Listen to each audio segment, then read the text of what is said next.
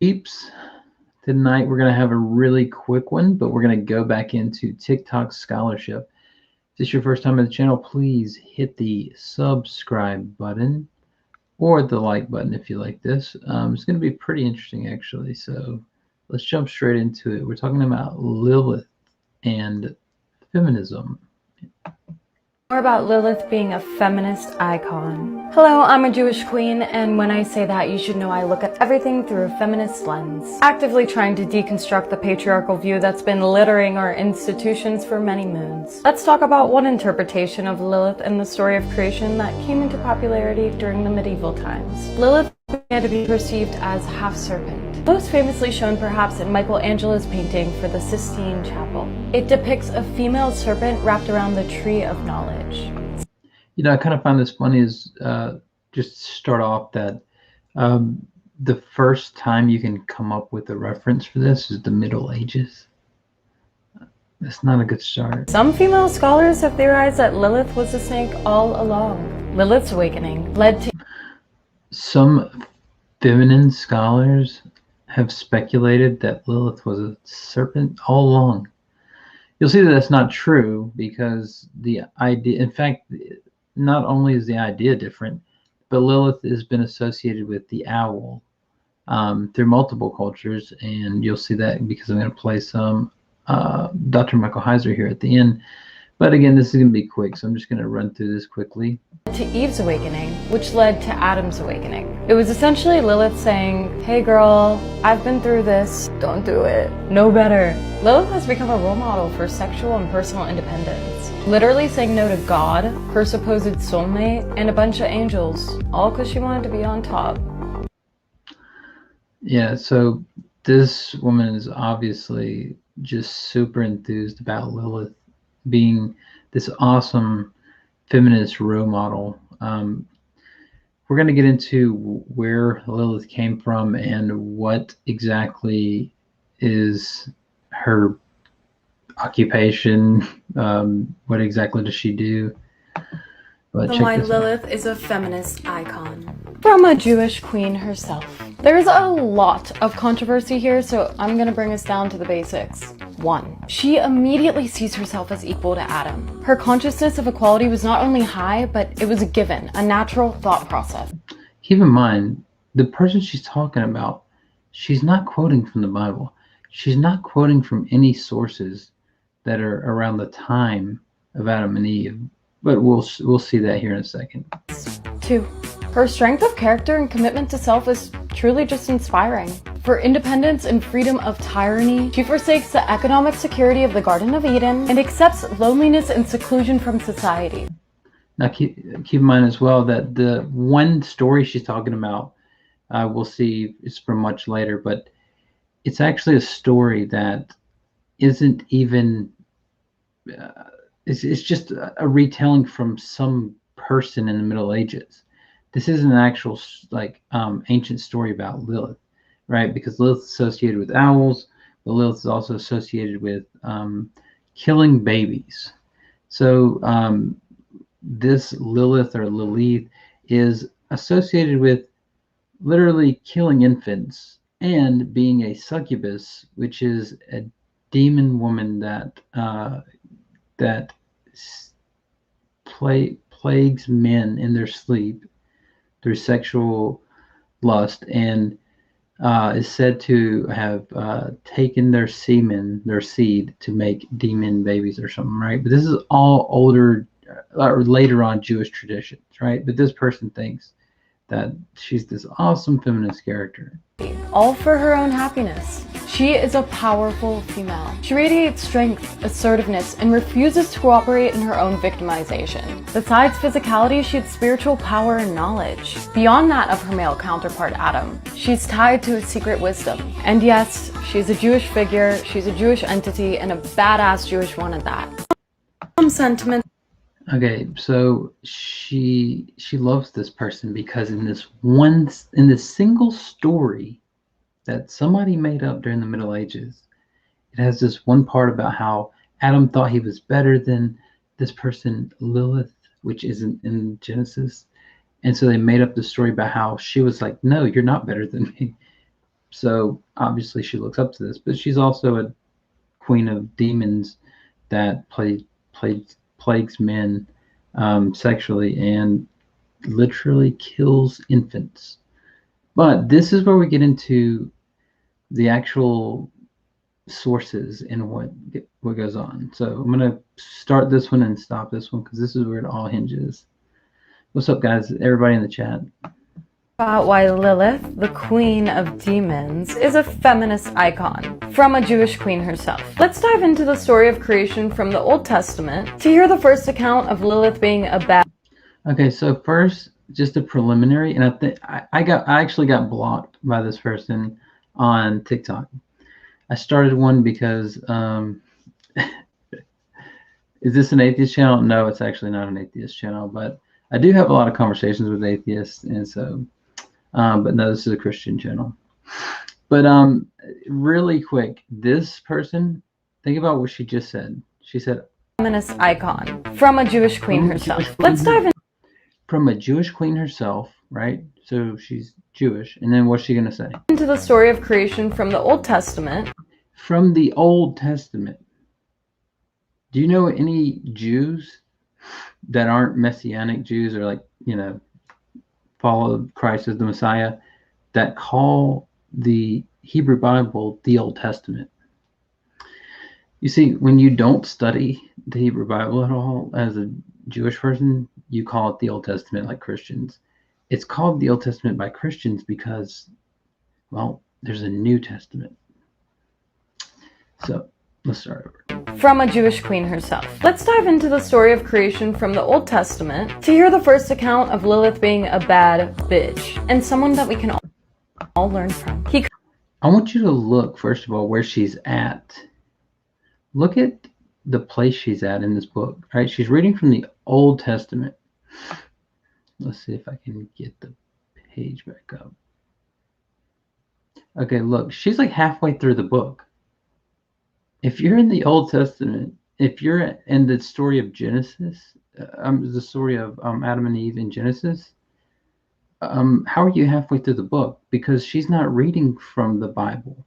She's reading from a story that's been written in a book she's reading, right? Account of Lilith being a bad bitch and someone that we can all learn from. He created a woman for Adam from the earth as he had created Adam himself and called her Lilith. Adam and Lilith began to fight. She said, "I will not lie beneath you." To which Adam said, "I will not lie beneath you, only on top. For you are fit only to be in the bottom position, and I am superior." To which Lilith responded, "We are equal to each other inasmuch as we are both created from the earth." So as they kept bickering, Lilith called God's name and flew back into the heavens, leaving Adam to cry about the woman who got away. God sent 3 angels to bring Lilith back, but she refused, and Lilith agreed that 100 of her children would die each day, which is why she's associated with miscarriage.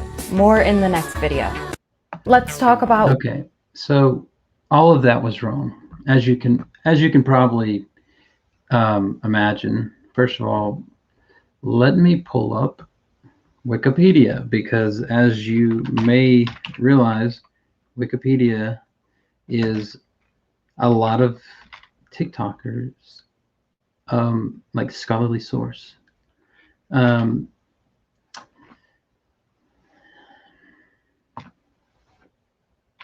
Okay, I'm going to show you where this story she's actually, if the first thing you thought was when she said, "I'm going to read from the Old Testament," and she started reading about Adam and Lilith and Eve, and you're like, "Well, wait, that's not in the Old Testament. What are you talking about? Where is this from?" You're exactly right. I'm going to pull it up and show you here. Let me share my screen. But I love the confidence in which she says she's quoting from some other story that's not in the Old Testament, and says, Lilith, the queen of demons. Let's dive into the story of creation from the Old Testament to hear the first account of Lilith being a bad bitch and someone that we can all learn from. He created a woman for Adam from the earth as he had created Adam himself and called her Lilith. Adam and Lilith began to fight. Okay, so she literally said it's in the Old Testament, and it had in quotes the Garden of Eden story, right? All right, so look, I'm going to share my screen here. Chrome tab, Wikipedia for Lilith. You should be able to see this. Let me check. Yeah, let me go full screen here. Okay. Now I'm going to do Control F because it's going to be down a long page, but I think it's called Ben Sira. Yeah, there it is. Alphabet Ben Sira. Section 5, 5.4. Alphabet Ben Sira. Okay, so let's go down. It's got it marked on the side here. Okay. This is actually what she's reading from. Because listen, just listen to what it says. After God created Adam, who was alone, he says, not good for man to be alone. Then he created a woman for Adam from the earth. Okay? Now keep in mind, this is from the earth. Okay? Adam from the earth. Did it say that Eve was created from the earth? No, it didn't. That's correct. Now, this is the part she's quoting from. Called her Lilith. Adam and Lilith immediately began to fight. She said, I will not lie below. And he said, I will not lie beneath you, but only on top. You are fit for only the bottom position, while I am the superior one. And Lilith responded. So this is the exact story that she's quoting from. I can replay it and you can see where they begin to fight. And she's, Lilith's standing up for herself or whatever. But look when this is from. The 8th to 10th centuries AD, or of the Common Era. Okay, this is not even close. This is over 1,000 years off or more. This is, I think it's actually way more than that. Let's see. It's going to depend on when you think that Genesis was written, right? But if it's almost 1,000 years after Christ, right? And let's just say you think the Genesis was written 1,000 years before Christ, right? Then you're going to be 2,000 years off on your source. But that's all going to depend, of course, on when you think that it was written. But let me stop sharing that. It's pretty bad, huh? But keep in mind, this person has tons of followers, right? Millions of likes. Let's see if I can pull up TikTok on my computer, actually, and I'll see if it shows me exactly.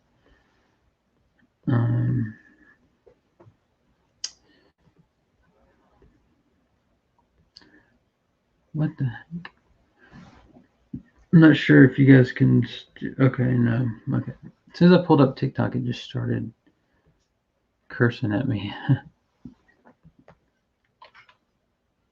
Let's see, what was her name?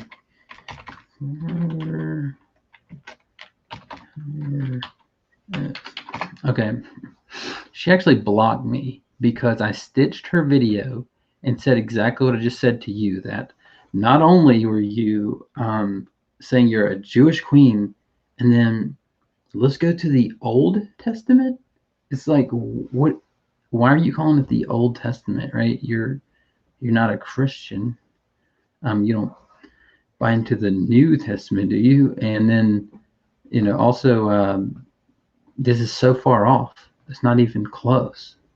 And the source, I found the source immediately, and I quoted it back, so she blocked me. Now when I go to click on it on my personal account, it says there's no content here or something like that. All right, so I'm going to share my screen here. I'm going to show you some of the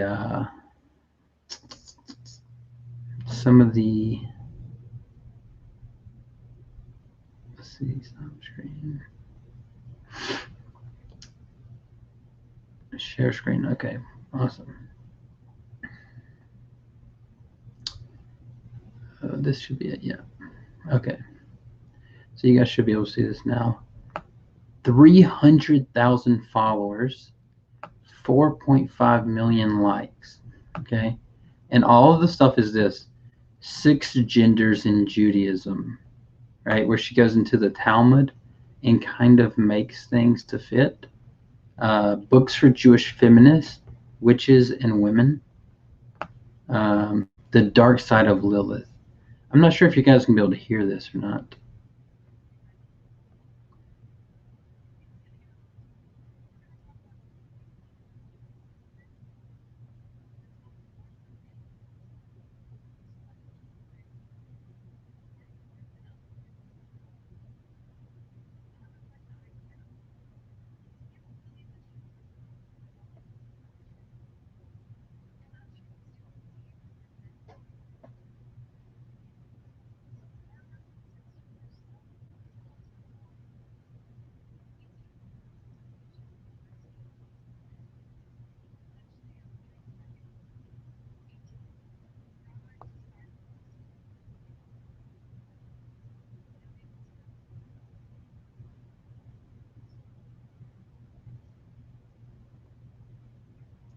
And this, I'm sorry, I don't know if you guys could hear that or not, but if you did, this is someone that she's looking to as an icon, someone to be praised. It's pretty rough, pretty bad. So now let's move to the next one. I'm not going to spend too much time on this because it's pretty much speaks for itself. Like all the sources are wrong. She's making just basic mistakes that says she doesn't actually read the Bible or know anything about Judaism. It is muted. Okay, sorry about that. It may just not play through on the screen share that I had. But basically, she said that Lilith is awesome and that she is said to, well, you could probably read it on the screen, but she haunts men in their sleep and seduces them and steals their seeds to make demon babies or something, right? All right, let's get to the last clip here. Research for the story of creation with Lilith, I found something interesting pertaining to Adam and Eve. As the story of creation goes, Genesis 2 states that God formed Adam from dust on the ground, and Eve from Adam's rib. But was it really his rib? Professor Ziani Zevet argues otherwise. The Hebrew word that is traditionally translated as rib is tisela. The professor believes this translation is wrong, as do many other scholars. A more careful reading for the Hebrew word for rib suggests that Eve was created from another very different part of Adam's anatomy, his os baculum, aka his penile bone. Of the 40 appearances of the Hebrew word tisela in the Bible, Adam and Eve is the only place where it is translated as rib. It traditionally means the side of something. Professor believed this meant a lateral limb, aka exactly what you think it is. Surely an interesting interpretation to say the least. Upon my research for the story of creation. All right, so this is just bad. I mean, like, this is a case of like how partial truths can get you partial truth. You know, the biggest blunder here is that she goes, Eve being made from Adam's rib, that word that's being translated rib is only translated rib in that one instance there. And she's correct. And that's been noted by scholars. So most doesn't think that it means rib because it means side like 20 times. So most think that it means that Adam was split and that Eve was made from part of his side or something like that, right? You know, and I've heard everything all the way down to the first amoeba split, or like the first organism split in half, you know, and now you've got two organisms or whatever. Like I've heard all kind of stuff like that. But she says, first she criticizes that this word never means rib except for this one place in the whole Bible. But then she goes, but this one obscure, speculative, you know, Jewish scholar says that it means the penile bone, that Eve was made from Adam's penis bone. Where are all those references at? It's like what you criticize the rib for, at least you have a single occurrence of rib in translations. You have zero occurrences of this translation. So, I mean, it's pretty self-explanatory. That's no. So anyway, I thought that would be an interesting one as well. Of course, this ended up getting me blocked, but just for everyone who's interested in this topic, I'm going to place some of Dr. Michael Heiser telling us actually about this character Lilith and exactly what we should know and the history and all, in more of a scholarly type way, with actual sources. So anyway, if anybody has any questions, shoot them into the live chat. I'm just going to play this last one and then I'll be jumping off, but just had a few minutes here and thought this might be interesting and be able to help clarify some things. So anyway. Welcome to Fringe Pop 321, the show that believes the world is stranger than we think, but thinking should not be strange. The Genesis story of Adam and Eve as the first human couple is pretty familiar in Western culture, even to those who've never ventured anywhere near a church or maybe haven't even ever read the Bible. Adam and Eve were tempted by the serpent in the Garden of Eden to disobey God's command to not eat the forbidden fruit from the tree of the knowledge of good and evil. The serpent was able to deceive Eve into eating the fruit of that tree, after which Adam, her husband, also ate from the tree. Their failure to obey God is what Christianity calls the fall of humanity. The stories about the loss of immortality and the estrangement from God suffered by everyone since then. As a punishment for their sin, Adam and Eve were expelled from Eden by God and cursed in various ways. That happens in Genesis 3. Adam and Eve went on to have children after they were expelled from Eden, the first of which were Cain and Abel. We read about them in Genesis 4. Cain wound up murdering his brother, and God's response was to drive Cain away from his family. So the characters of Genesis 2 through 4 are pretty unambiguous. We have Adam, Eve, Cain, and Abel. It's kind of shocking then when you come across ancient Jewish writings that give Adam another wife, specifically a woman named Lilith, or that depict the serpent as a woman temptress. Who is Lilith? Where in the world does this idea come from? Who made up that story? How did it sort of get inserted into Genesis by these Jewish writings? Well, let's take a look. Let's start our explanation with one example of a Jewish text that names Lilith as Adam's other Eve. The claim appears in the Chronicles of Jerahmeel, an 11th to 12th century AD Jewish text in section 23. It reads as follows: "Know and understand that when Adam was separated for 130 years from Eve, he slept alone, and the first Eve, that is, Lilith, found him, and being charmed with his beauty, went and lay by his side. And there were begotten from her demons, spirits, and imps in thousands and myriads. And whomever they lighted upon, they injured and killed outright, until Methuselah appeared and besought the mercy of God." Unquote. Now what's going on here? The first Eve was a woman named Lilith who gave birth to demons? The short answer to the questions raised here is that early Jewish rabbis saw, or imagined, problems in the stories of Genesis and took it upon themselves to fix them. Several examples are pertinent to our topic. The earliest material involving insertion of an alternate wife for Adam in the Genesis stories is the Jewish Talmud. It helps to know what the Talmud is, though. The Talmud is basically a commentary on something called the Mishnah. So what's the Mishnah? Well, the Mishnah is an early 3rd century AD collection of religious regulations or laws and beliefs that are the foundation of what would become known as Rabbinic Judaism, which is a medieval thing. The Talmud is a commentary on those regulations and beliefs that some rabbis had, again, in late antiquity and the early Middle Ages on through the Middle Ages. So the Talmud is essentially a collection of rabbinic opinions and ideas. So what we have here in relation to our topic is a book of rabbinic ideas and speculations, one of which was the opinion that Adam had another wife.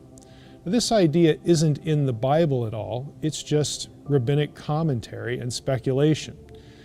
Now, we could say just because the rabbis had a thought doesn't mean that the thought is true, and in this case certainly doesn't mean that the thought is biblical, or I would add, doesn't really mean that the idea even makes sense. It just tells us, in this case the Talmud, that at least one or two rabbis had this idea floating around in their heads. Not only is this a book of opinions, again referring to the Talmud, and speculation, but it originated over 1,000 years after the Bible, the Hebrew Bible, was written. That's a full millennium. The Mishnah is a 3rd century AD document. That's roughly the 200s AD.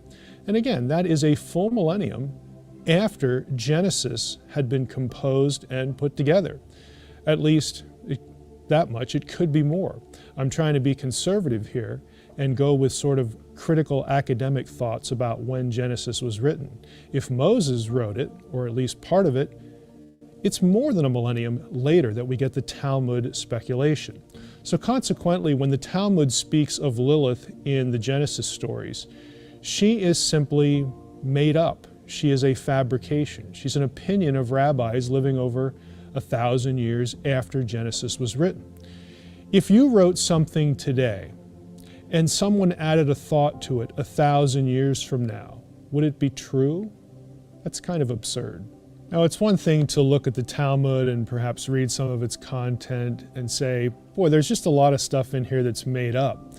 Well, that's what the Talmud is. It's a collection of rabbinic opinion and speculation. But it's an altogether different issue to ask, well, why would they do that? Why would rabbis just sort of make things up and then kind of insert them back into Genesis? Well, the short answer is they thought they were helping. Specifically, that doing this helped fill in gaps in biblical information they found curious or frustrating when they didn't get the sort of information they wanted. For instance, the rabbis thought that a second, earlier wife was needed in the Genesis story to explain the origin of evil in God's world. The reasoning went like this. Since Eve was deceived, and this is an assumption, she and Adam were in a perfect environment, Eden, some Jewish interpreters thought that human evil's origin could only be attributed to Cain's later murder of his brother, not the episode with the serpent. Again, what Cain was doing was actually intentional evil, whereas Eve had only been deceived. Now, these assumptions were followed by another. If Cain was to blame, then demons must have prompted him to do his wicked deed. In other words, they needed an external evil, or so they thought, to explain what Cain wound up doing and introducing evil into God's world. The rabbis proposed various theories as to the origin of demons to explain how these agents came into being. And this is where the rabbinic invention of Adam and Eve's 130-year separation becomes relevant. I alluded to that a few moments ago.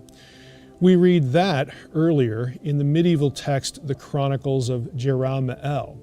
Supposedly, it was during this time that either Eve had sex with demons to produce more demons, or Adam did the same. And consequently, the rabbinic idea of the origin of demons and its resulting possibility that Adam had some other demonic wife besides Eve was based upon inserting those ideas into the biblical story to supposedly help explain the origin of evil in the wider Genesis episode.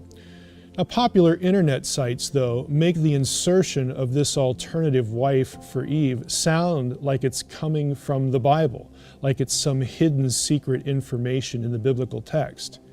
It's not. It's not a hidden secret. It's just an added speculation, and pretty much a flaky one at that. We still need to talk about one item. Where does the name Lilith come from? Well, according to several passages in the Talmud, there were three classes of demons. Some of them came from Adam, others came from Eve. And one of the classes of demons was called Lilin. Now, obviously, the term Lilin sounds a lot like Lilith or Lilit in Hebrew. This terminology, though, ultimately comes from Sumerian and Mesopotamian texts. The Hebrew word Lilit derives from Akkadian Lilitu, which in turn comes from Sumerian Lil. Sumerian Lil refers to stormy winds, and it's the same for the Akkadian terms, Lilu or Lilitu. Now, these terms were also various names for demons that controlled the winds. Demons are spirits that can come and go like the wind, or so, again, the reasoning went in these texts. Lilith, or Lilit, was one of those. This is also why Lilith is associated in biblical literature and later with the owl. The owl, of course, comes out at night and we get windstorms, so on and so forth. Again, you put these ideas and concatenate them together. In Mesopotamian literature, Lilith, or Lilitu, was thought to be a demon that comes at night and takes the wind or the breath away from children, and something like sudden infant death syndrome. If this happened in a Mesopotamian context, the assumption was that Lilith, came at night and just really sucked the air, the oxygen, the breath out of the child, and that's why the child died. Lilith would also come at night to seduce men and kill them. So she got this reputation for being a baby slayer and also a demonic seductress of men. Now, these associations were picked up by the later rabbis and made into a demon lover for Adam, again, to explain the origin of more demons and the presence of evil in the Genesis stories. The rabbis took Lilith's history and put it in Genesis to solve what they thought was a problem. Now, let's be honest, we've all had the experience of reading the Bible or an ancient text or really even a modern book and wondering about things that aren't said, sort of gaps in the information. And we wish, if only the writer had, commented on this or given me this fact, then I could have sort of connected dots for this question in my head.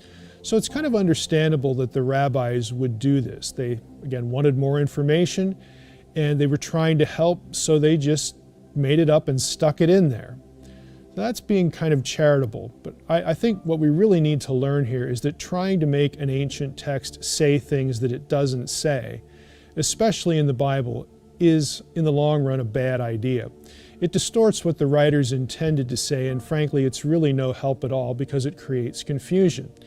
It's another reason why we need to stress primary sources here and taking things in their own context, not a context that we wish that thing had.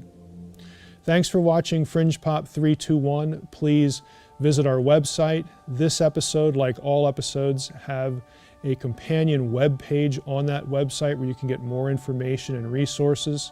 Please come back and watch other episodes as well. And if you want to support what we're doing here at Fringe Pop 321, please go to fp321.com/S, as in the letter S, to support us. And again, please come back and view often and subscribe to our YouTube channel.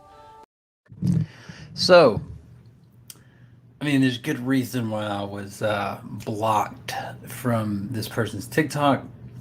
So I can't really blame her for that. It kind of ruins her whole feminist Lilith vibe. But anyway, I figured if you guys didn't believe me, maybe you would believe a scholar like Heiser. Next time he comes on, I'd love to maybe play one of these clips for him and just be like, what do you think about this? More about Lilith being a feminist icon. Hello, I'm a Jewish queen, and when I say that, you should know I look at everything through a feminist lens, actively trying to deconstruct the patriarchal view that's been littering our institutions for many moons. What if I started with that, right? So what if I started with something like, hey, you guys, it's me, the Christian here, and you should just know straight off that if you aren't a Christian, I'm actively destroying everything you believe. It's like, it's just so lame to just watching the videos back to back. Because I didn't even have a TikTok a few months back, right? People, friends, and my wife, they were all like, you should see some of this stuff on here. And it's pretty bad. So I started to check out some of it, and they sent me links and be like, check this one out. And they just get so bad. Like, they're just really bad. So anyway, I've been apologists like that. That's true, I'm sure. But I'm sure you would agree with me that it's pretty lame. So I actually just did about, a month or so ago, I did a sermon at my church on apologetics, and I actually said this. I actually told people that we need to work on our approach, right? Because first of all, one of the big points I made was we need to be willing to say, I don't know more. Because I feel like sometimes when people get back into a corner, they want to speculate about some random thing that they don't know about. instead of just saying, hey, look, not sure right now. Let me take a look at that. Let me think about it more.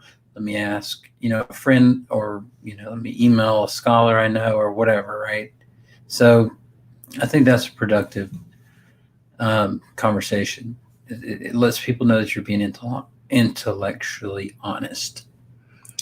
So anyway, I'm working on some really cool projects right now, and for the channel, I hope to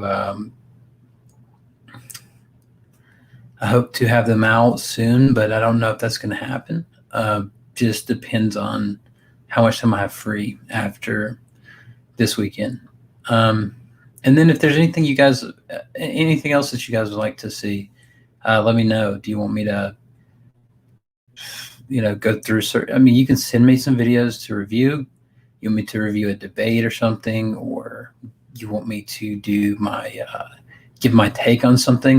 I'm going to start a new segment where I audit YouTubers or like TikTokers, like what I'm doing here, or also just a debate, like what do you, if you want to send me a debate or something. I've got a couple that I'm working on right now. They're going to be really cool. Also, I did my greatest interview ever about 2 months ago. So I'm going to try and get that together and put it online. Excuse me. It's actually my grandmother. So that'll be really cool. So I think you guys will like her. And she definitely gives some really good advice. And it's more better political advice, I would say. So it's a really heated time right now, and you guys know that I try to stay away from politics, but that's mainly because, like, if you were to ask me, where do you stand? If you're on the far right, then I'm a liberal that leans even further left.